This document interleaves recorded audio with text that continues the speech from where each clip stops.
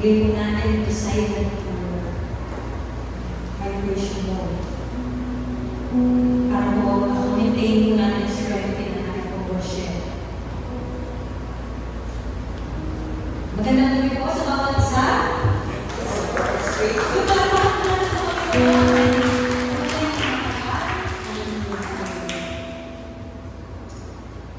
So, ang ating pong Lord Summer, lagi po tayo pinaalalahanan na ito isang, hindi po pinali yung araw. Ito yung araw na talaga naman ang inaalala po natin sa kamatupay na Lord. Kaya kung maalala natin ang ginawa na ang kanyang sakripisyo, lahat ng pagbibigay niya. Ang sabi nga po sa mga mga expectations natin na ibinigay ng Panginoon ng lahat. Amen po ba? Kung tayo po ay dumadako sa panahon ng ating pananampalataya, kung saan nadadako yung ating mata sa mga kalungkutan ng buhay, sa mga problema ng buhay. Minsan ang dako ng mga talaga sa pangarap natin, mga nais natin mangyari sa buhay natin. And at times, ang ating mga mata ay nawawaglit o nawawala sa ating pagtingin sa ating Panginoong Jesus. At tayo ay kailangan minsan ng mundo at tumadako na tayo sa panahon na tayo po ay nakaranas ng emptiness, kalungkutan. Wala tayo mahanap na solusyon sa ating mga problema. Minsan na nandiyan yung pangarap namin, pero tumadako tayo sa panahon parang kulang pa. Subalit sa ating kung babasahin ngayon, patuloy po tayo i-encourage na salita ng Diyos na tayo po patuloy na tumingin, na patuloy na tumuto sa ating Diyos na nagbigay ng lahat-lahat para sa atin. Tayo po natin tumayo.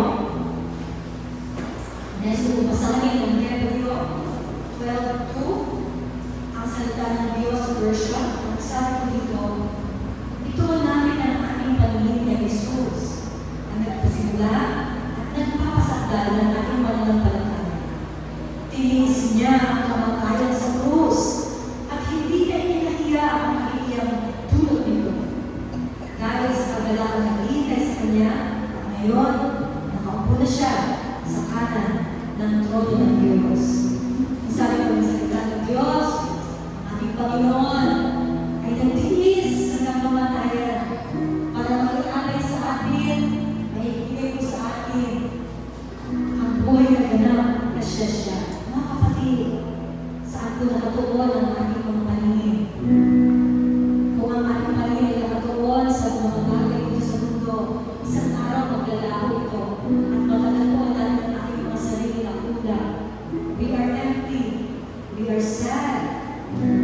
Nakamdag na natin ang napakaraming achievements sa buhay na ito.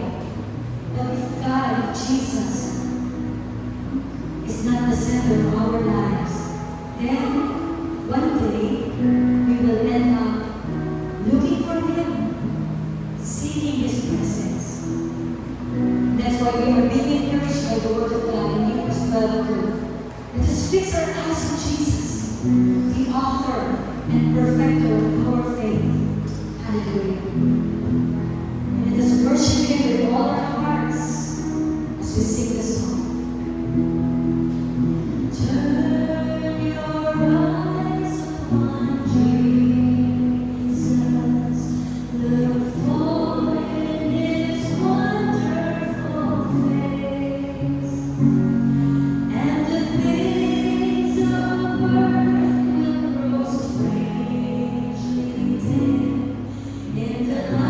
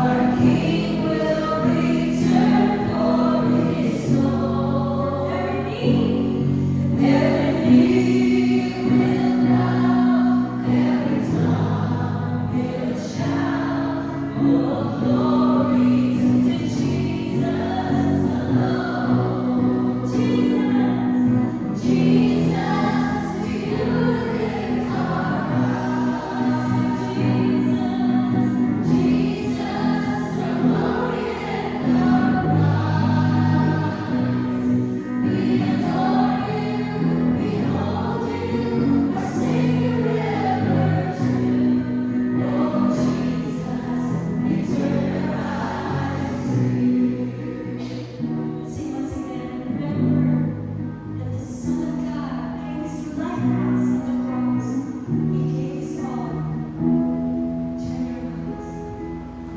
Turn your eyes to the hillside, where justice and mercy embrace. There the Son of God with his life for us, and a measureless debt was great. Turn your eyes to the heavens. Our King will return someday. Turn your eyes to the heavens. Our King will return for his own. Every knee will bow, every tongue will shout. Oh, let's shout to Jesus alone. Oh, Jesus, Jesus, to you is our right. Sing Jesus, Jesus, our glory and our pride. We adore you, behold you, a Savior ever true. Oh, Jesus, we turn our eyes to you. Sing Jesus, Jesus, to you lift our hands as we worship Jesus, our glory and our pride. We adore you, behold you, our Savior ever true. Oh, Jesus, we turn our eyes to you. We adore you. We adore you, behold you, our Savior ever true. Oh, Jesus, we turn our eyes to you. Jesus, oh, Jesus, we turn our eyes to you. Thank you, Lord Jesus. We turn our eyes to you, Lord Jesus. You fix our eyes on your finished work. Hallelujah. Hallelujah. Salamat, Panginoon, sa iyong mga salita. Pagtuloy na nagpapaalala sa amin na hindi kami dapat nakatutok sa mga bagay sa mundo. Hindi ang ating mga problema, hindi ang ating mga pangarap. Hindi namin dapat itututok ang ating mga mata sa mga bagay na natakamtan na namin or our achievements or accomplishments in this world. Because one day, all these things will pass away. Isang araw, lalaro kami sa buhay namin, sa dulo ng buhay namin. At hahanapin pa rin namin na ikaw lamang ang aming Panginoong Jesus. Ikaw ang nagbigay ng lahat-lahat para sa amin. Ikaw ang hindi nagtira ng kahit anuman para sa iyong sarili. Ikaw ang nagtiis ng bagal hanggang sa kamatayan upang bayaran ang aming mga kasalanan. Hindi kami karapat-dapat na tumanggap ng anumang pagpapalang mula sa iyo. Subalit, pinagtagumpayan mo ang aming mga kasalanan buhay ka. After 3 days, ngayon ay nakaupo ka sa trono. Tabi ng iyong Ama sa pagpapatunay ng aming pinaghahawakang pangako. Talagang pwede namin sandalan, Panginoon. Ikaw na lang ako ay may kapangyarihang ganapin ang iyong mga pinangako sa amin. Mga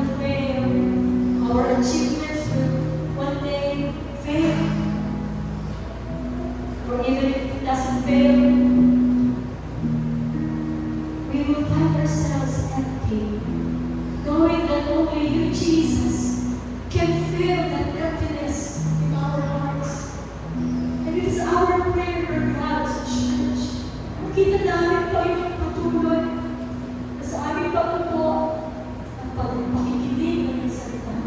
Pakita mo ang aming mga puso that we truly desire, we sincerely, Panginoon, desire to know you, your promises, ang kapangyarihan, iniwan mo sa aming Panginoon na may kakayanan kami magtagumpay sa bawat laban at hamon at struggle ng mundo ito.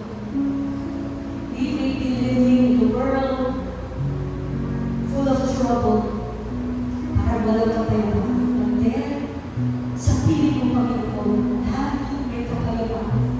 Pagkaman napakatuloy ng aming kapaligiran, naririyan ka, Panginoon, at patuloy mong ginagawa ang iyong mga pangako sa iyong mga anak.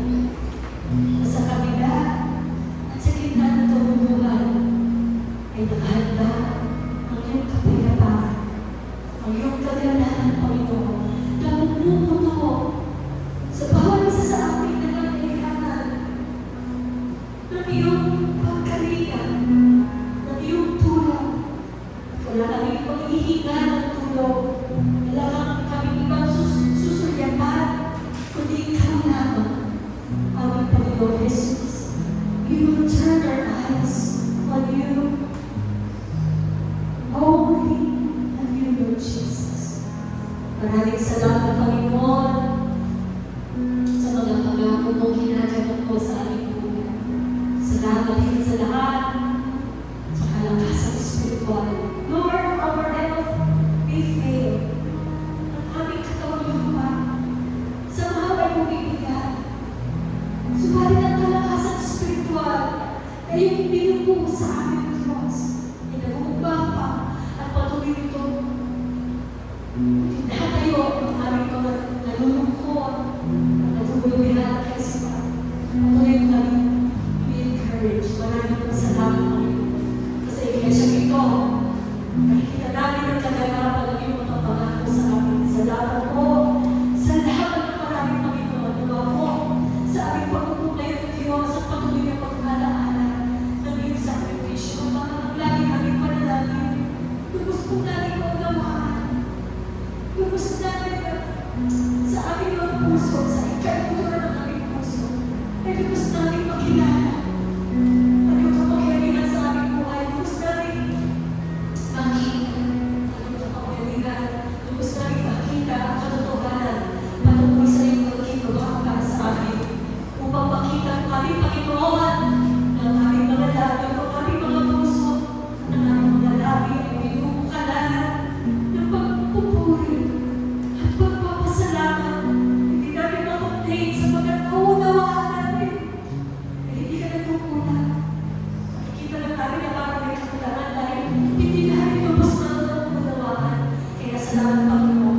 Patuloy mo kami tinutuluan, hindi mo mo kami at pinaparinig mo sa amin ang iyong mga salita. Salamat, Panginoon. Ama, buksan mo po ang aming mga puso, our spiritual ears, our spiritual eyes, that we may hear and we may see you working in our midst. At sa aming mga buhay, ikaw ay sadyang nakikita. Ang kamangyarihan mo ay nakikita. Nagkaganap at kumikilos sa buhay ng bawat. Pinupuri ka namin ang Panginoon Diyos, ang aming dalangin, Panginoon, ang iyong magagawa sa Pastor Chloe. Patuloy na magdalangin mo ang maging ng kalakasan. Bigyan mo siya ng kagalitan sa lahat ng kanyang iniingat, Panginoon. Ang dalangin na patuloy na bigyan mo siya malalim na pagmanalis, na papag-inang pa ang kanyang pananampalataya, ang kanyang mga nalalaman, ang mga ituon niya ng mga ayos sa aming Panginoon, ang iyong magsalita. Pasalamat sa kanyang buhay. Magpalain mo siya ng iyong wisdom, Panginoon. Magbaling bigay niya ng buo-buo and with all boldness ang iyong salita sa amin. Tumahan ay sumulat, Panginoon. Subalit ang katotohanan mo, Panginoon. Tumahan ay nakaka-offend o tumahan ay sumusunod